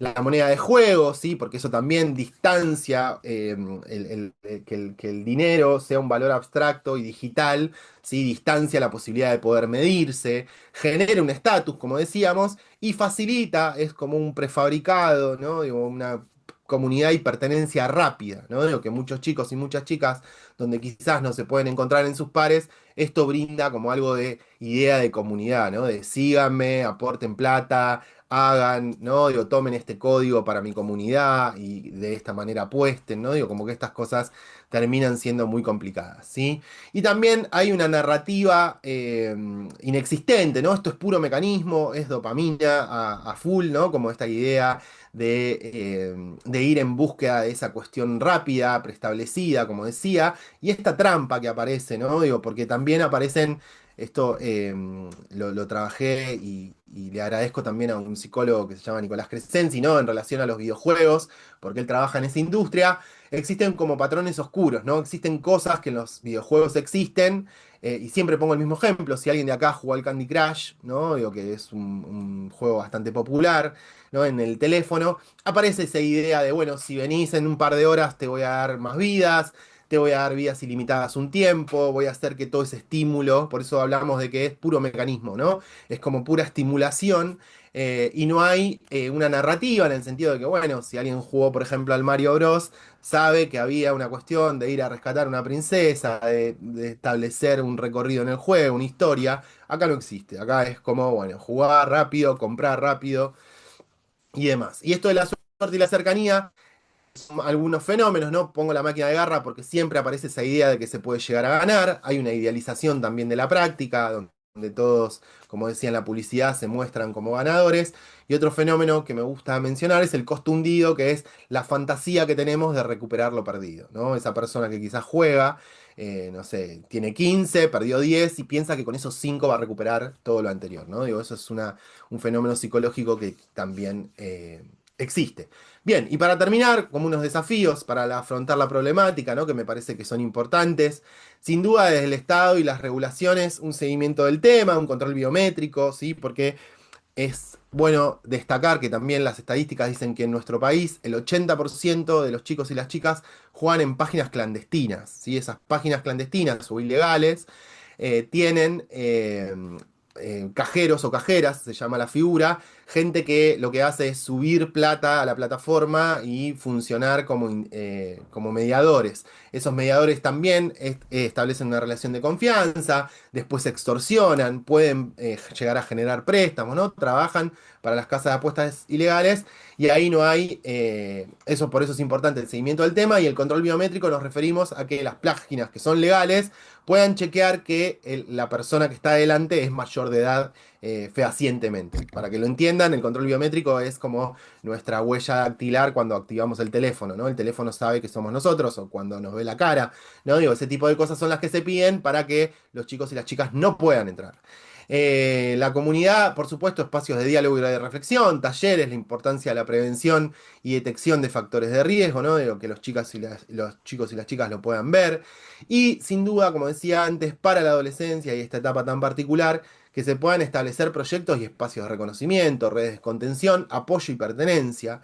Lo que yo también suelo decir es que Internet no sea la única red, ¿no? Digo, que haya comunidades, clubes, espacios sociales, espirituales, de pertenencia, ¿no? Que puedan sacar a los chicos me parece que es el verdadero desafío, ¿no? Digo, yo creo que muchas veces se trata de luchar contra la tecnología y me parece que es también generar espacios ricos, ¿no? Digo, en lo físico, en el reconocimiento y en el intercambio social. Bien, y sin duda también como desafíos necesarios, transitando también todos estos espacios, una implicancia del mundo adulto y profesional, como decía también María, coincido plenamente, ¿no? Digo, cómo nos acercamos, cómo tendemos puentes, también pensar en lo que hoy es la ciudadanía digital y sus prácticas de la niñez y la crianza, porque esta problemática es sostenida, ¿no? Digo, no es algo que de repente emerge esta cuestión del consumo digital, sino de que está muy instalada también desde los primeros años de los chicos, y me parece que ahí también tenemos que pensar en la niñez y en espacios de prevención y promoción de salud. Y las reflexiones de lo que genera también la brecha digital, que tiene que ver con nuestra generación y la distancia que hoy tenemos, y los desafíos que hoy tenemos en relación a los consumos de los chicos, de las chicas, ¿sí? Entonces me parece que también tenemos que pensar y siempre digo también esto, ¿no? Digo que que encontremos un poco de curiosidad más que de una cuestión de denostar lo que a los pibes hoy les interesa, ¿no? Digo, porque trabajando con adolescentes es lo que muchas veces encuentro, ¿no? Con mi mamá no puedo hablar de esto, o no le gusta porque me juzga, ¿no? Y si capaz que lo juzga por jugar un videojuego en línea, que no es lo mismo que apostar, ¿qué puede llegar a pasar con ese chico si quiere capaz que compartir un poco de lo que le pasa, ¿no? Digo, ¿con qué respuesta se puede encontrar? Y sin duda esto, ¿no? Los sentidos, las pertenencias, el proyecto y la comunidad, ¿no? Digo, y me refiero al proyecto de vida, ¿no? Digo, y esto que decía de que Internet no sea la única red, que de alguna manera chicos, chicas puedan encontrarse, puedan reconocerse, ¿no? Y que también sean reconocidos por la sociedad en esta etapa tan vital de la vida, ¿sí? Así que bueno, les agradezco muchísimo la escucha, un honor, como dije antes, estar acá. Les dejo ahí mi mail y mi Instagram, donde también voy subiendo cosas sobre esta temática para que estemos en contacto. Bueno, y después también vamos a tener un espacio de intercambio y de reflexiones también. Muchas gracias.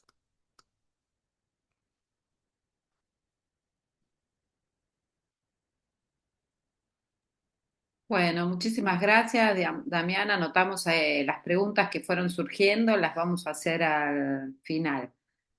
Ahora, Victoria presenta a nuestra última disertante. Bueno, presentamos a la doctora Luz María Pagano, que es abogada, especialista en Derecho de Familia, ex defensora pública, curadora de la Defensoría General de la Nación, docente universitaria, posuniversitaria, integrante del Comité de Bioética del INCUCAI. Bienvenida, Luz.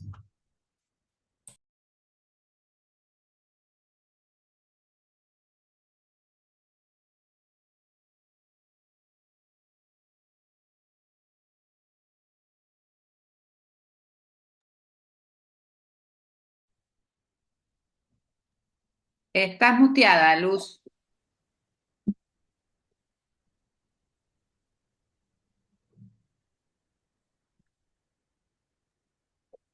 Estás muteada, Luz. No sé si... Abajo, abajo a la izquierda. Ahí está. Ahí está. Bueno, muchísimas gracias por la invitación. Yo voy a tratar de respetar mi tiempo. Voy a empezar con un mínimo marco jurídico que, bueno, ya María un poco me abrió el camino. Me interesa, como abogada, obviamente, marcar un par de cositas que me parece que son importantes. Sobre todo, bueno, acá hay profesionales que claramente, si se dedican a los adolescentes, tienen mucha más facilidad de entender que por ahí otro tipo de médicos, porque a mí me ha pasado de decir que la persona menor de edad tiene que concurrir a un consultorio dermatológico con su representante legal. Es decir, no todas las ramas de la medicina por ahí tienen tan en claro cómo se marca las aptitudes en materia de salud de la gente que es menor de edad. Entonces, partimos de la base que sí, las personas menores de edad claramente están en formación, no tienen una autonomía plena, pero sí desde la visión de los derechos humanos, es una persona, es un sujeto pleno de derechos. Y también tenemos que tener en cuenta que la Convención sobre los Derechos del Niño ha sido un giro absolutamente fundamental en donde, justamente porque esta persona menor de edad es un sujeto pleno de derecho, vamos a tener en cuenta, por empezar, su interés superior, en segundo lugar, su edad y grado de madurez, y en tercer lugar, la necesidad de escucha y atender a lo que dice y prestarle no solo atención, sino ir en sintonía con lo que dice, porque a mayor edad ese chico va a tener más claro lo que quiere. Entonces, tenemos la Convención sobre los Derechos del Niño, tenemos distintas observaciones generales y por supuesto tenemos al Código Civil y Comercial. Del Código Civil y Comercial vamos a hacer una distinción que es fundamental. Capacidad o incapacidad va a tener que ver para todo lo que son el ejercicio de actos jurídicos. Mientras que para todo lo que es materia de salud, cuidado del propio cuerpo, el código toma una perspectiva distinta y abandona el binomio capacidad-incapacidad e incursiona en lo que todos ustedes conocen, que es obviamente este, ay, se me fue la palabra. Em, Marisa, ayúdame. ¿El No, consentimiento? el No, binomio en el equipo de salud. abandona la capacidad y va a ir por Las competencias. la competencia, exactamente, la competencia. Es decir, vamos a tener una mayoría de edad anticipada. La competencia que obviamente, y acá sí es fundamental, tener en cuenta que no todos los chicos, ya lo dijeron antes, tienen las mismas aptitudes intelectuales, porque obviamente depende de el contexto, la clase social, la educación, toda una serie de cosas. Entonces, vamos a manejarnos con el artículo 26, pero vamos a tener que tener en cuenta que menores de 13 años, dice el código, los representantes legales son los que deciden en general. Ahora, si un chico que tiene menos de 13 años, pero es un chico que tiene una madurez, es fundamental escucharlo y atender a lo que tiene que decir. Sin embargo, el Código Civil y Comercial arranca a partir de los 13 años. María planteó la distinción que se hace, yo la voy a profundizar un poquito más, porque entre los 13 y los... O sea, el Código Civil trae una franja etaria distinta. Antes era menor impúber, menor puber. Ahora vamos a tener niño o niña, que es hasta los 13, adolescencia, que es de 13 hasta antes de cumplir los 18, y después mayoría de edad. Esa es las franjas etarias con las que nos vamos a manejar. ¿Qué es lo que nos dice el artículo 26? Que entre los 13 y los 16 años da 3 criterios para que el adolescente pueda decidir cuestiones de salud solo. Tiene que no ser invasivo el tratamiento, no tiene que comprometer su estado de salud ni provocar riesgo grave en su vida o integridad física. Ahora, ¿qué es lo que pasa? Si uno empieza a tratar de buscar el significado eh, de las palabras, nos encontramos que invasivo puede ser ya una extracción de sangre. Entonces, ¿qué es lo que en el ámbito jurídico se ha dicho? Bueno, para simplificar todo este tema, el niño, que ya no es niño, es el adolescente de 13 a 16, siempre que no le afecte a su salud, ese va a ser el criterio que va a primar. Siempre que no signifique un grave riesgo para su salud, entonces lo puede hacer solo.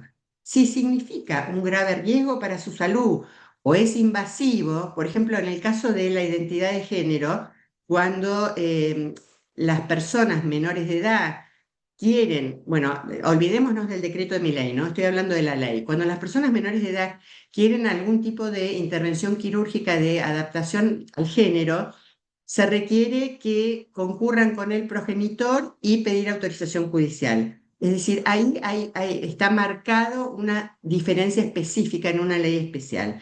¿Por qué? Porque, bueno, claramente hay una intervención quirúrgica que es invasiva, ¿no? Ahora bien, entonces, si es invasiva, el artículo 26 nos va a decir consentimiento informado por parte del adolescente más el asentimiento del progenitor. Y finalmente, y acá también desde la doctrina jurídica no hay una postura uniforme, porque el código utiliza un término que es medio confuso. Dice, a partir de los 16 eh, se lo considera como un adulto. Entonces, como un adulto, ¿es igual que un adulto? Y entonces ahí hay dos posturas. Bueno, siempre y cuando sea para el cuidado del propio cuerpo. Independientemente de estas disquisiciones doctrinarias, creo que lo más importante que tenemos que tener en cuenta del artículo 26 es que estas son presunciones que admiten prueba en contraria, lo que nosotros los abogados llamamos presunción iuris tantum. Es decir, nosotros, de acuerdo al código, tenemos que un adolescente a partir de los 13 años tiene una edad y un grado de madurez suficiente para prestar el consentimiento informado en tratamientos que no sean invasivos, que no supongan un riesgo a la salud.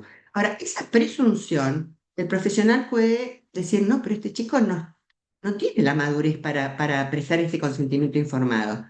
Ahora viene el segundo tema, que es cómo nos manejamos o cómo se manejan los profesionales frente a esta situación.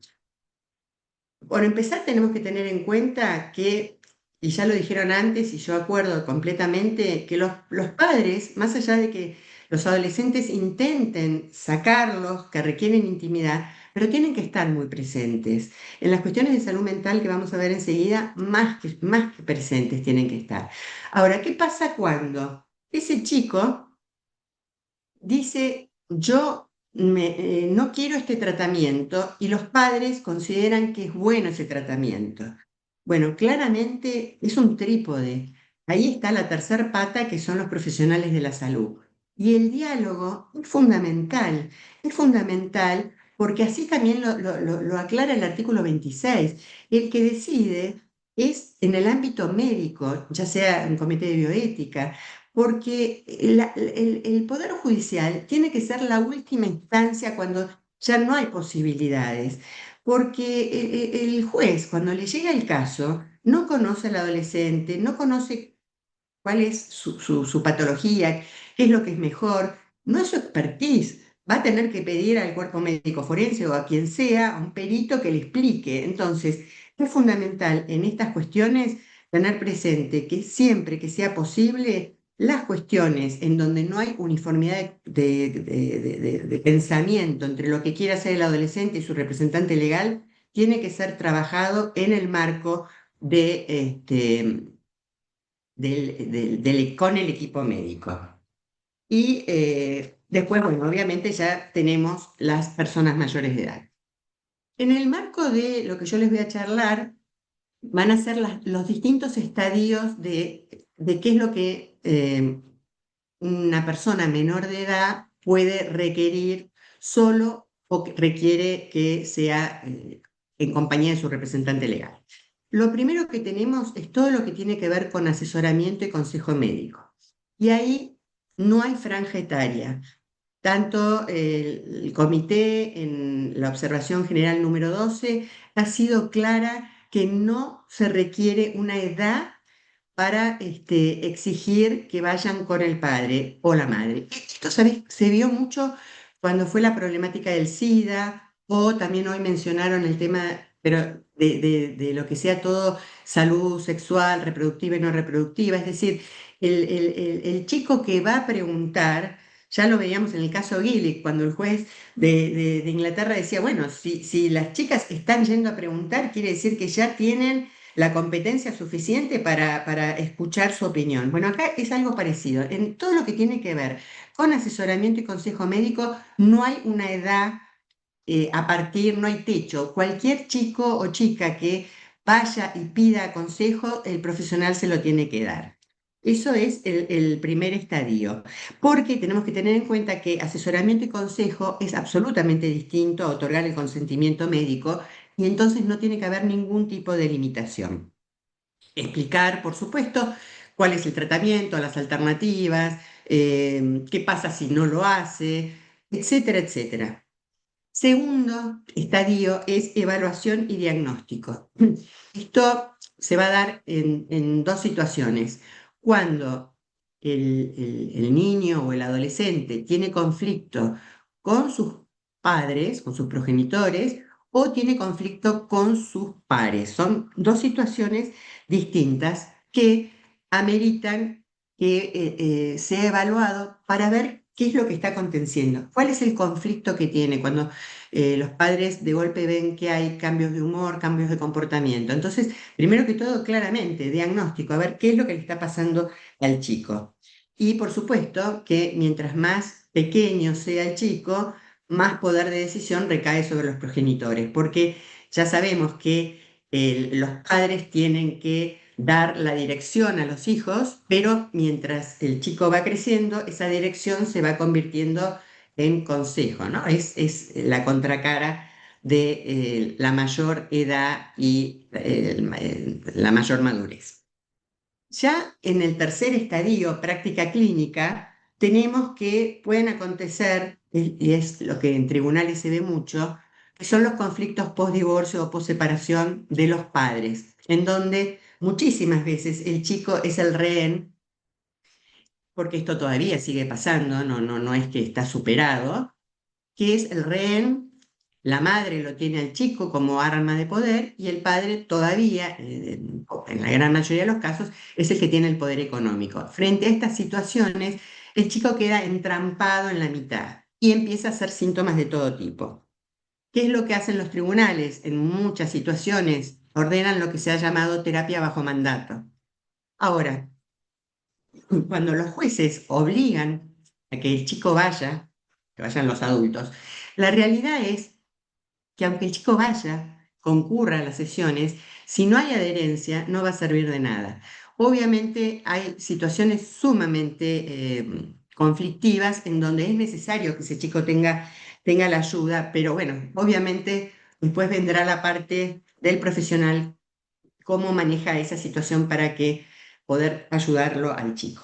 También tenemos que, por el contrario, a veces la terapia no es porque la ordena un juez, sino que es porque son los padres que ven que el chico está con alguna problemática y que los excede, que claramente puede ser, como hablaron acá, conflicto de adicciones, ludopatía, depresiones, porque además los adolescentes transitan toda una serie de sintomatologías que los padres no tienen por qué saber manejarlas, más allá que está claro que el buen diálogo es fundamental.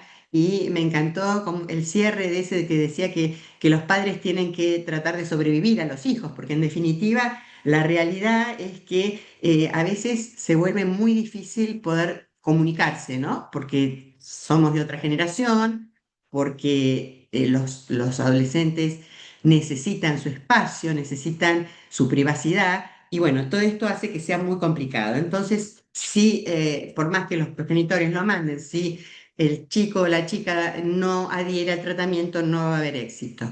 Y finalmente, la tercera posibilidad sería que el chico necesita tratamiento, pero la oposición viene por parte de los progenitores, que en muchas situaciones eso se da porque a veces el chico es el chivo expiatorio que sirve para mantener la homeostasis en la familia, ese equilibrio que podría perderse frente a, en una visión sistémica, frente a un cambio de uno provocaría un cambio en toda la familia, ¿no? En muchos casos eso podría generar que los progenitores no quieran. Y el otro podría ser, que a veces se aduce, un factor económico, pero sabemos que hay instituciones públicas y que los costos son reducidos.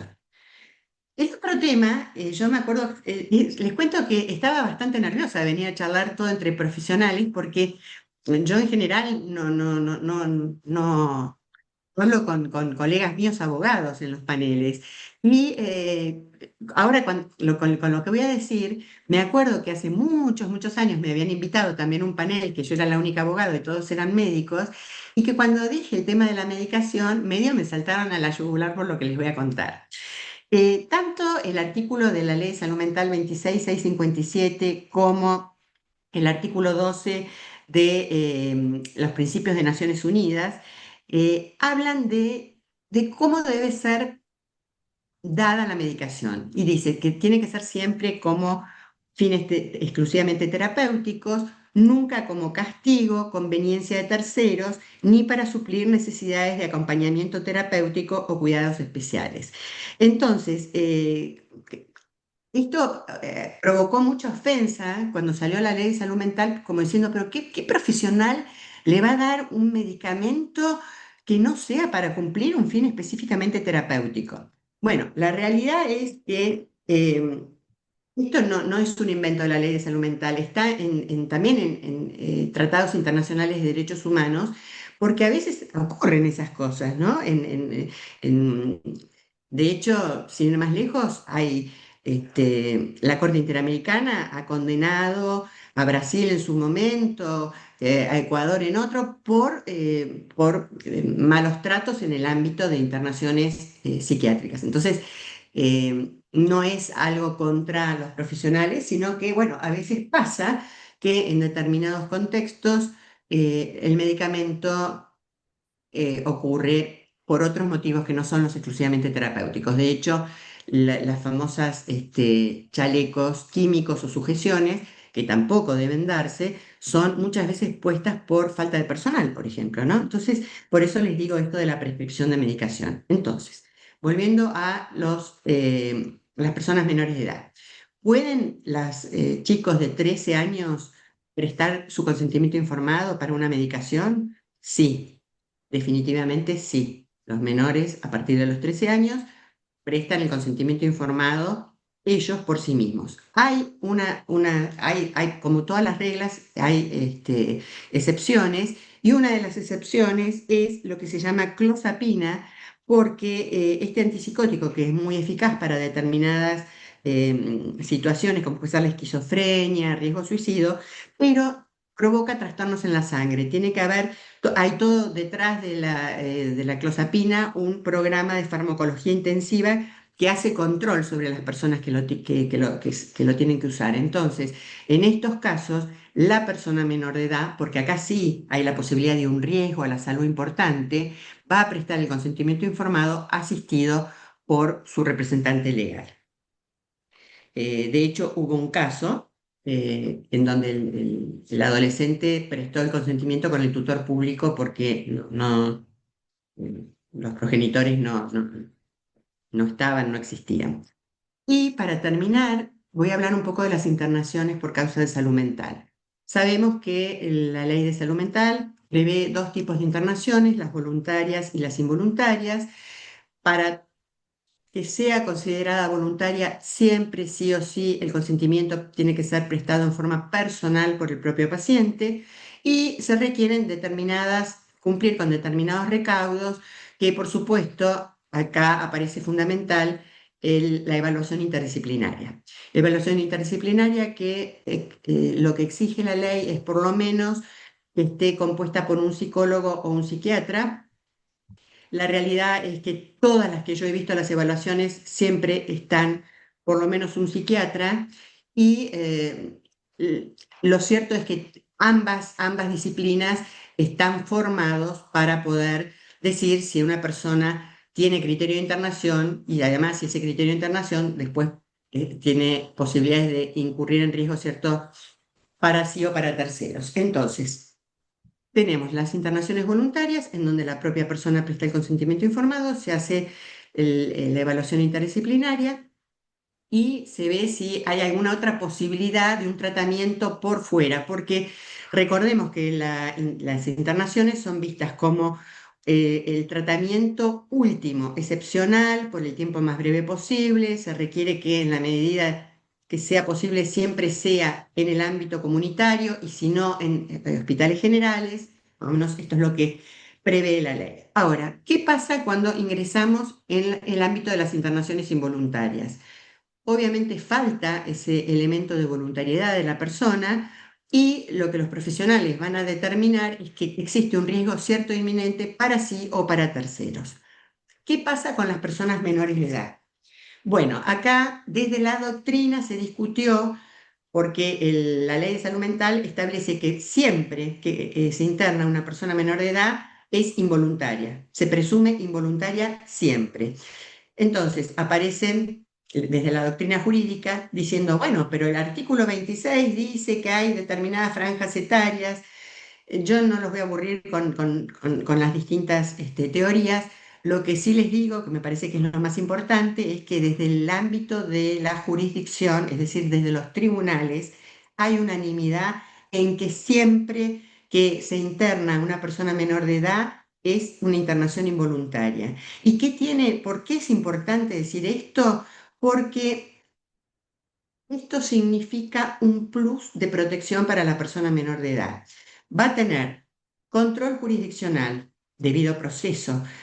Tienen la obligación de proveerle de un abogado, defensa técnica.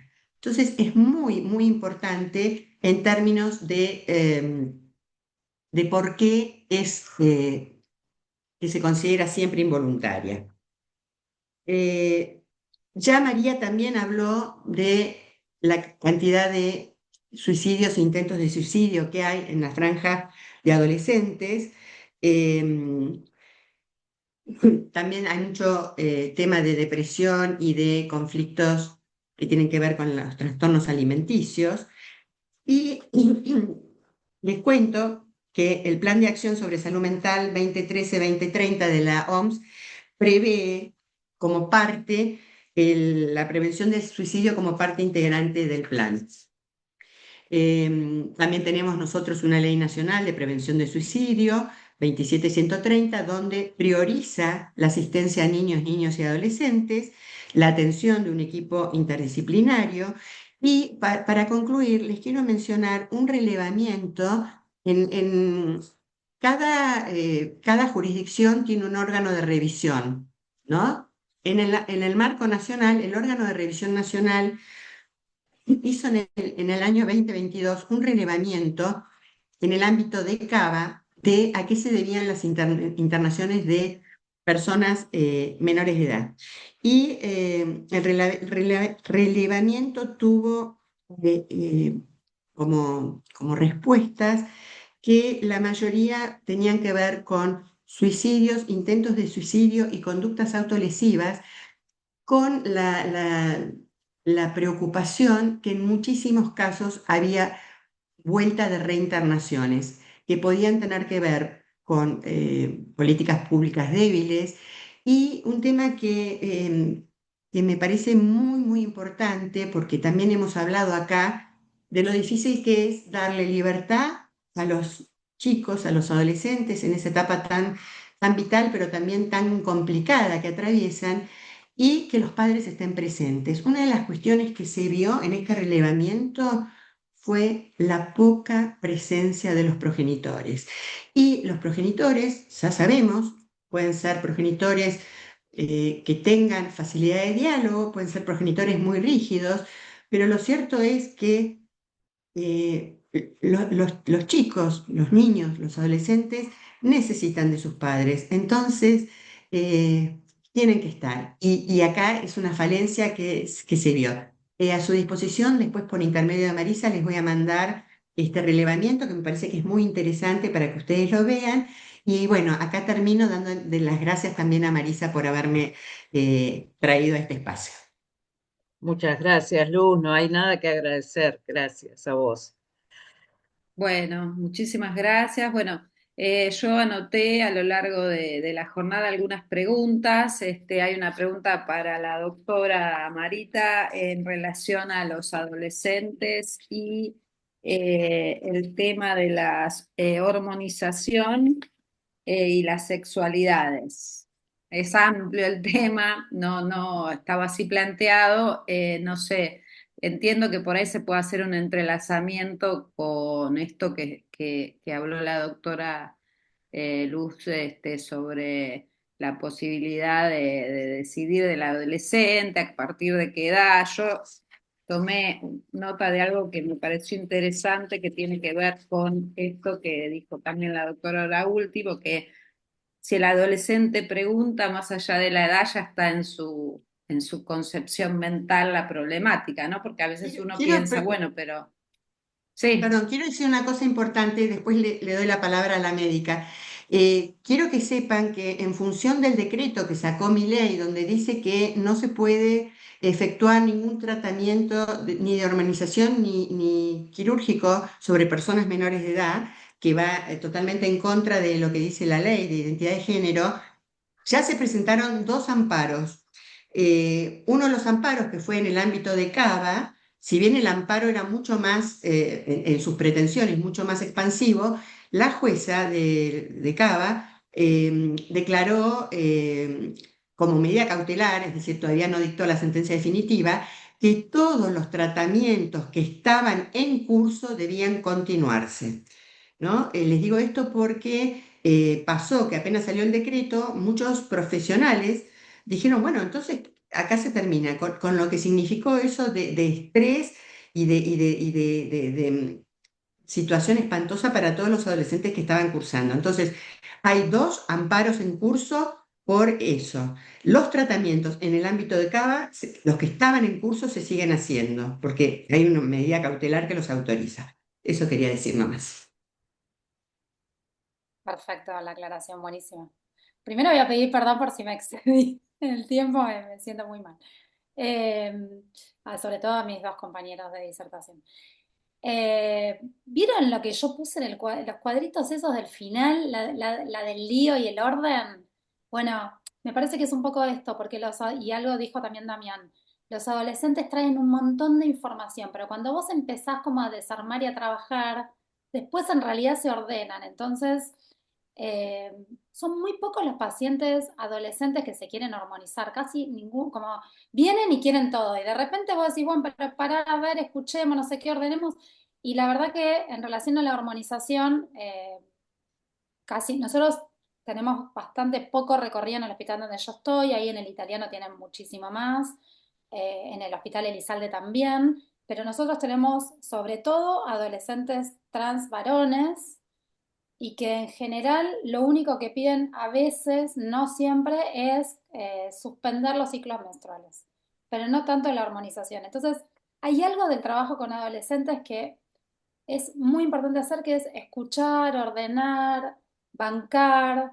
Digo, hay algo de esto. Y lo mismo la sexualidad, porque traen un montón de info, parece que se llevan el mundo por delante, pero cuando vos rascás, no saben ni ponerse un forro, ¿no? Entonces digo, hay algo de esto que uno trabaja con los pibes. Entonces, conociendo el marco legal y sabiendo lo que las leyes nos ponen como un piso mínimo de estructura para trabajar, o sea, es decir, la ley nos obliga a hacer todo, a dar información, a acompañar, a escuchar, a ver si hay situaciones particulares en las cuales tenemos que pedir alguna otra cosa por fuera de lo que tenemos que hacer.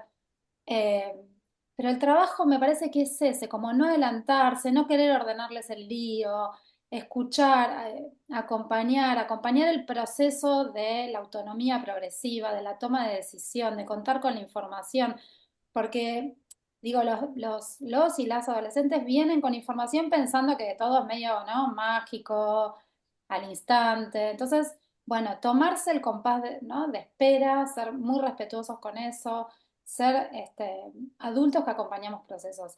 Y entonces, en general, digo, ese es como el trabajo como más básico que hacemos.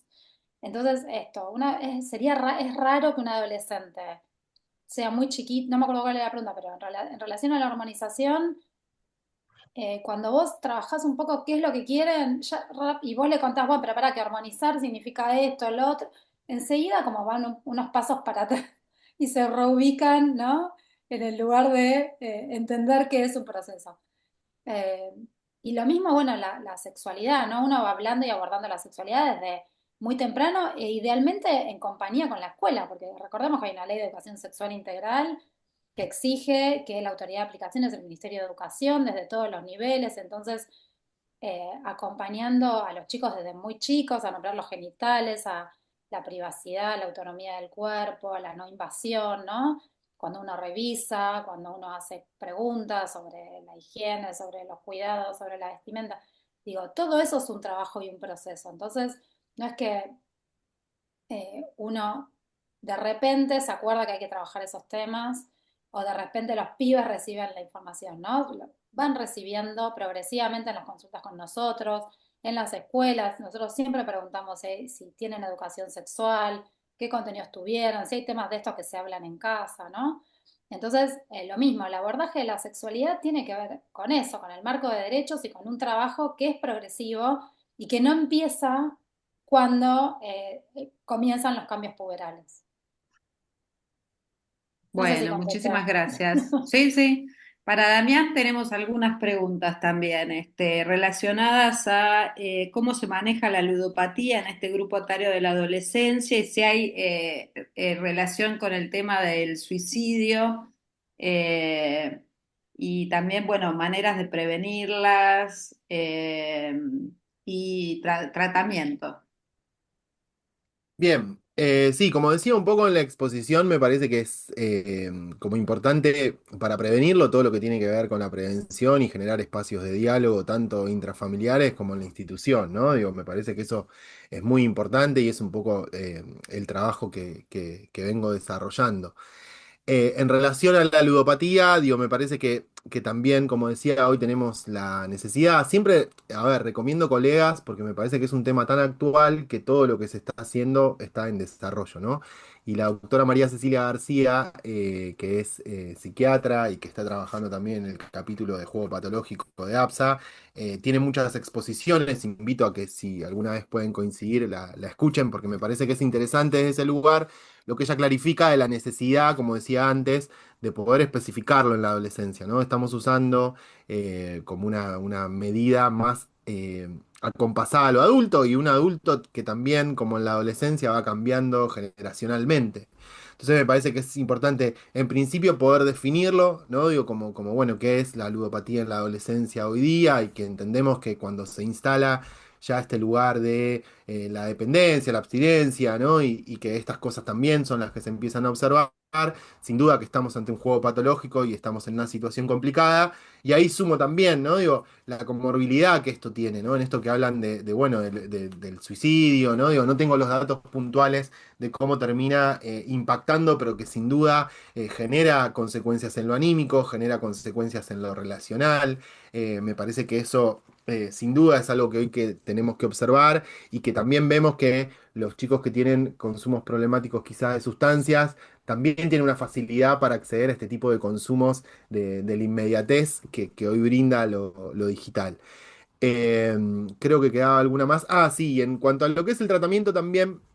Hoy se está como tratando de tejer redes y pensar, digo, cómo pensar en cuestiones y en dispositivos locales, ¿no? Digo, lo cierto es que nada hoy está establecido, más allá de gente que viene desarrollando quizás trabajos con la ludopatía. La licenciada Débora Blanca, una psicóloga que también recomiendo, tiene un centro que se llama Lazos en Juego, que la pueden encontrar en Instagram, y llegado el caso, como pasé antes mi Instagram, me pregunta y les paso. Dispositivo Pavlovsky es otro de donde está también un psiquiatra trabajando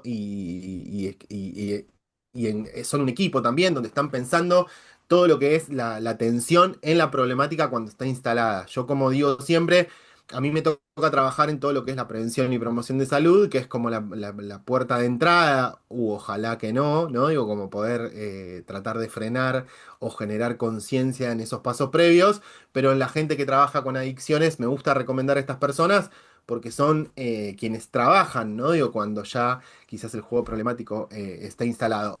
En lo que vi también en APSA, en el congreso el mes pasado, estaba un poco pensando como ciertas cuestiones en relación a la exposición al frío, ¿no? Digo, como ciertas cuestiones que se vienen trabajando muy puntuales de dispositivo Pavlovsky, y como decía, que tiene una mirada interesante y un montón de profesionales ahí trabajando con ciertas temáticas. Pensando en lo que conozco de ese tratamiento, hay mucho de lo grupal, digo, porque se necesita generar red, como en otras adicciones, se necesita trabajar, digo, en lo grupal también de las familias, de las instituciones donde pertenece, y bueno, es lo que de alguna manera tienen esa pertenencia. Y sumo esta que preguntaba, ¿no? Justo que me parece que tiene que ver con esto de los grupos de autoayuda en estas adicciones en particular. Bueno, me parece que, como decía, hay algo quizás de la autoayuda que no sé si se queda medio corto en todo lo que es el desarrollo que hoy día se está haciendo de la temática. Entonces, generalmente los grupos están mediados por profesionales que puedan abordar la temática, ¿no? Y lo que se piensa también es bueno, cómo se trasladan, ¿no? Digo, estos consumos problemáticos también, como decía, a otras áreas, ¿no? Digo, como el consumo de sustancias y un montón de otras cosas que son complejísimas también. ¿Y habrá alguna diferencia en cuanto a lo que es el ámbito público del privado en cuanto a este tipo de abordaje? Tanto Sí, como para la doctora como para vos, ¿no? Si hay armado de red en el sector público también. sí, por eso decía que, bueno, la doctora también, Cecilia García, que es la que mencionaba antes, también sé que trabaja en relación a todo lo que tiene que ver con, creo que es Lotería de las Provincias de Buenos Aires, digo, donde, bueno, sí hay líneas gratuitas, digo, me parece que también se están tratando de implementar cosas, pero trabajando en tecnología y salud mental es lo que siempre digo, ¿no? Digo, como que corremos un poco siempre de atrás, ¿no? Digo, como que la problemática emerge, es muy inmediata.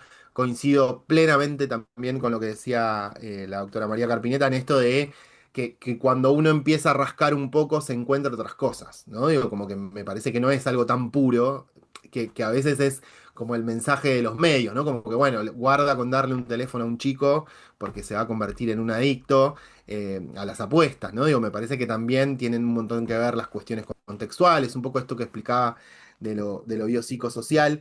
Y traigo también una vez trabajando este tema, escuché a un expositor de España, ¿no? Que decía que ellos habían tenido una problemática muy grande en su momento cuando surgieron las hotlines, ¿se acuerdan? Que eran los 0600, donde se llamaban, ¿no? Y atendían eh, generalmente mujeres, ¿no? Y estaba esta cuestión medio de lo erótico por teléfono. Él decía que en España esto había sido una problemática en su momento y lo que me parecía interesante, como él trabajaba, es decía, nunca se nos ocurrió pensar que el problema era el teléfono, ¿no? O el teléfono de disco o de botones, ¿no? Entonces digo, bueno, salvando las enormes distancias, porque como decía, el teléfono inteligente lo que hace es la búsqueda del usuario permanente, al igual que las redes sociales y demás. Me parece que no podemos culpar solo a la tecnología, sino pensar, digo, como estrategias, ¿no? Como decía al principio, en relación a sus usos.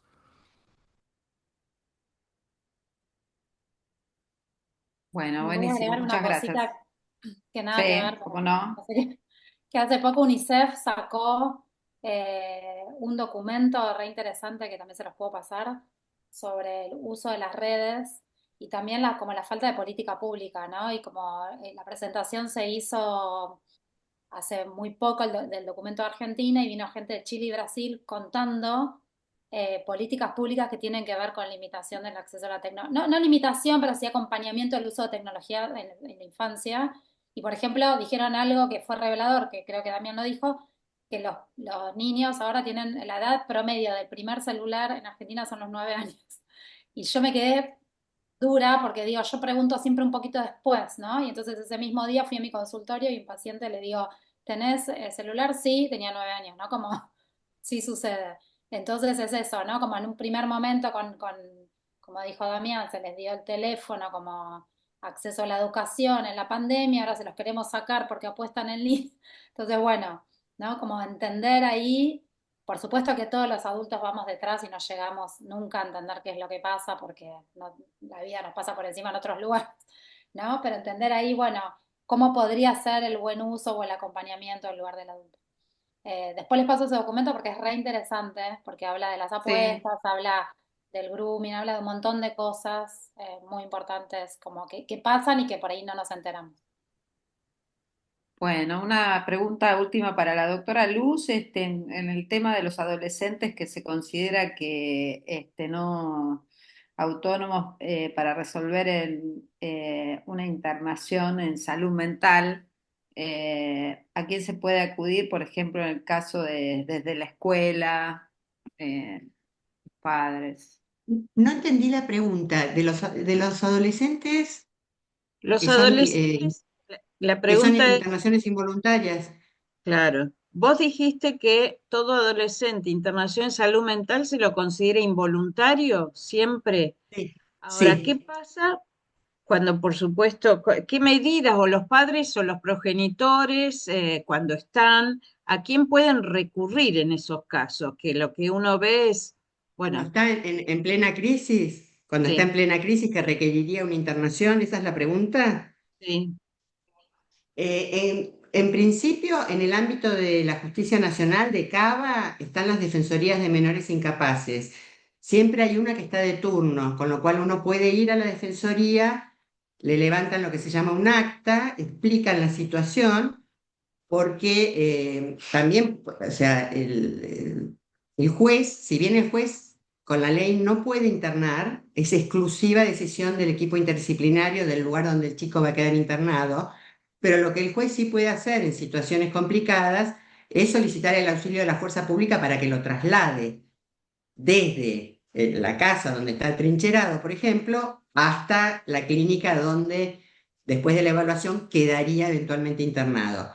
La otra posibilidad es solicitar la colaboración de la obra social, que vaya a la obra social Yo en mi función, una vez se descompensó un asistido mío y me fui a la comisaría, pedí el auxilio hablé con el comisario, pedí el auxilio de la fuerza pública. La fuerza pública solicitó el SAME, primero vino el SAME común, después vino el SAME psiquiátrico y lo trasladó para ser evaluado. Digamos, hay posibilidades que vienen o por la obra social o por pedir en la asesoría de menores de turno, si el chico no tiene hasta ese momento ningún tipo de intervención, eh, para que el asesor de menores tome eso y sea el que le requiera al juez el traslado para ser evaluado. Y en otros ámbitos geográficos, porque esto es en Ciudad de Buenos Aires, provincia de Buenos Aires, por ejemplo. A ver, la ley en Provincia de Buenos Aires han adherido a la ley de salud mental. Debería ser similar. Hay más jurisdicciones. Habrá que ir a la jurisdicción del domicilio del chico, donde supuestamente va a quedar internado. Pero bueno, también sabemos que a veces las coberturas se dan en otros lugares. De repente, muchas veces pasa que un chico tiene criterio de internación involuntaria y por la obra social un chico que vive en Capital Federal termina internado, no sé, en Adrogué. Pero digamos, donde se requiere el auxilio es en la jurisdicción del domicilio de la persona. Bien. Bueno, hemos llegado al final. Muchísimas gracias a todos los que participaron y a nuestros disertantes por este momento. Después estaré enviando por mail a las personas que me han dejado su mail toda la información que se estuvo manejando en esta jornada. Así que bueno, muchas gracias a todos. Muchas Gracias a gracias. todo el equipo.